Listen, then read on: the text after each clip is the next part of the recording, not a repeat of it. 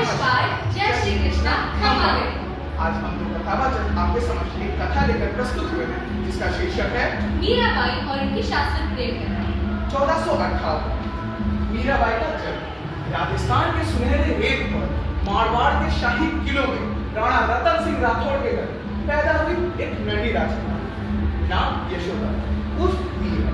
एक बार की बात है, मीरा अपने माता पिता के संग एक विवाह समारोह में गई। विवाह समारोह में जब उसने वरवधु को एक साथ बैठे देखा तो उसके मन में कौतूहल थी। कौतूहल को संभाल ना पाकर वह घर लौटते ही अपने माता से पूछ गया, माँ, आपसे एक बात पूछूं?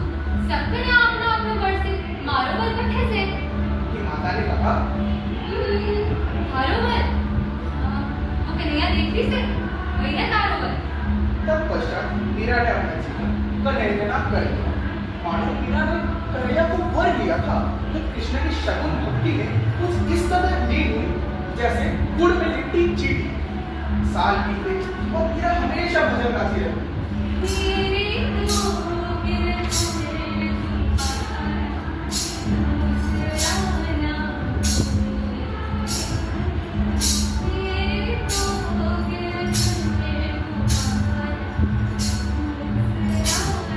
उम्र के साथ साथ मीरा की भक्ति बढ़ती है।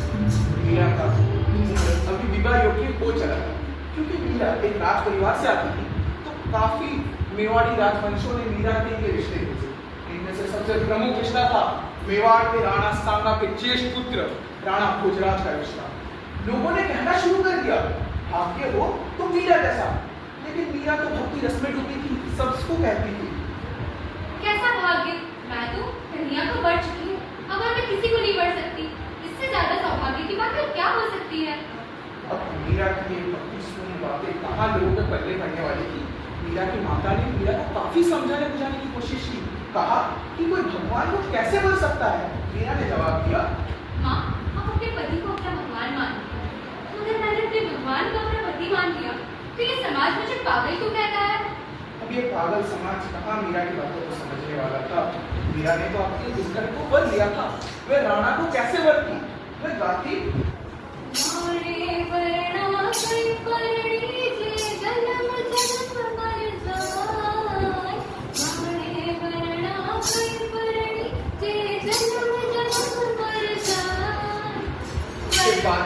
मीरा की शादी राणा से तय कर दी गई। मीरा की भक्ति ऐसी अटूट कि विवाह मंडप में भी मीरा श्री कृष्ण की प्रतिमा को अपने से दूर न रख सकी।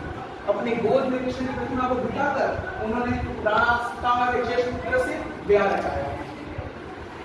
ये अंगूठी, ये जोड़ा, ये फेरे, ये किसी और के नाम नहीं, ये तो केवल मेरे कन्हैया के ही नाम। मैं किसी राणा को कैसे वर्ष मेरे घर शादी हो गई। शादी के पश्चात पूरा मेवाड़ राजपुताना मीरा के खिलाफ होकर खड़ा हो गया। केवल राजा भोजराज थे जो मीरा को समझते थे, उनका समर्थन किया करते थे। मीरा ने उस पत्नी में राणा सांगा के पूरे परिवार से जैसे मानो दुश्मनी मोल दी हो। क्योंकि मीरा ने भिक्षा ली थी रायदास जी से जो कि निचले स्वभाव के थे, वे निचले जाति के हुआ करते थे। पूरा राजपुताना उनके खिलाफ होकर खड़े हो गया। लेकिन मीरा तो अपने भजन में मग्न थी।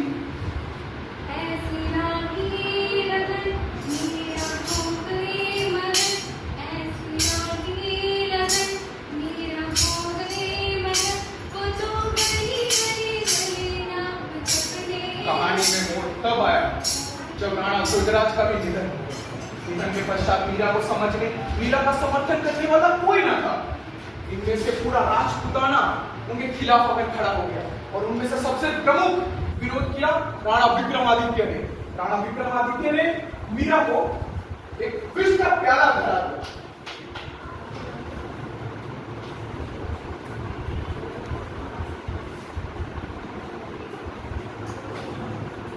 ये तो पहले रात ही कन्हैया को भी चढ़ाऊंगी।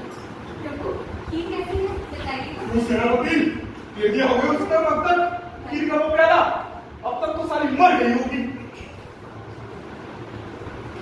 क्या तुम ये क्या खबर लाए हो? वो पाखंडी राय भी अब तक जिंदा है। तुम नामा तो सिर्फ औरत ही मारी जाती। कहाँ है मीरा? क्या हुआ देवर साहब, इतनी क्रोधित क्यों प्रतीत होते हैं? क्या तुमने खीर पिया? तो पाखंडी औरत तो अब तक जिंदा कैसे है? उस प्याले में मैंने विष मिलाया था। ये एक षड्यंत्र था तुझे इस राजपुताने से हटाने के लिए। आप क्या कह रहे हैं देवर साहब? अगर आपको मुझे विष ही पिलाना था तो आप विष का बटुला दे देते, मैं खुशी खुशी ये ग्रहण करती। पाखंड मेरे समक्ष मत कर। नीचे जाति के लोगों के साथ उठती बैठती भजन कीर्तन करती, राजपूती की मर्यादा का कभी तुमने सोचा है? क्षमा हर दिन खंडन करती थी तुम। ये नाटक मेरे राज्य में मत करो। अभी निकलना मेरा राज्य से इसी क्षण, वरना तुम्हारा सब तुम्हारे घर से अलग कर दूंगा। मैं चली जाऊंगी, मैं चली जाऊंगी। चली जा। मैं कहती हूँ कि आपके साम्राज्य के लिए कल्याण इसी क्षण निकल। चलिए। तत्पश्चात मीरा ने राज दरबार छोड़ दिया। वह अपने आप को एक मंदिर में बंद करके कृष्ण की शरण भक्ति में लीन हो गई। अगले दिन जब मंदिर को खोला गया तो वहां पे सिर्फ मीरा के वस्त्र मिले। लोगों ने मान लिया मीरा श्री कृष्ण की एक अवतारणी थी और कृष्ण प्रेम में ही कृष्ण की प्रतिमा में विलीन हो गई। धन्यवाद।